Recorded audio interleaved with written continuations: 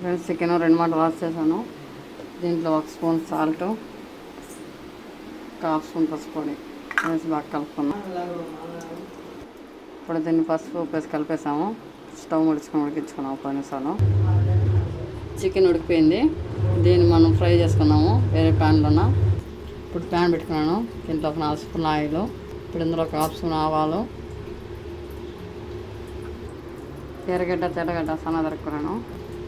ఆవాలు వేడెక్కాయి. ఇందులో అదే ఎర్రగడ్డ తెల్లగడ్డ మనకి ఎక్కువ ఫ్రై అవసరం లేదు. దీంట్లో ఇప్పుడు చికెన్ వేస్తే చికెన్ ఆయన ఒకేసారి వేగిపోతాయి. అందులో ఉడికించి చికెన్ వేస్తున్నాను.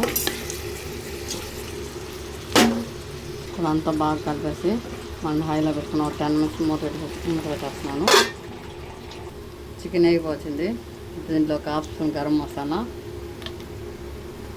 3 స్పూన్ కారం వేసి బాగా కలుపుకున్నాం. కలిపేసాం కదా, దీన్ని ఒక 5 నిమిషాలు కుక్ చేస్తున్నాం. కారం పచ్చివాసన పోయిన కమ్మ పెట్టుకొని హైలో పెట్టుకున్నాం మంట.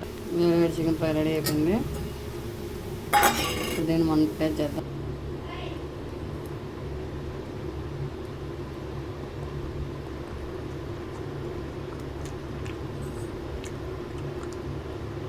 టేస్ట్ సూపర్ ఉంది. మీరు కూడా ఒకసారి ట్రై చేయండి. నచ్చితే లైక్ చేయండి. ప్లీజ్ మై ఛానల్ సబ్స్క్రైబ్ చేసుకోండి.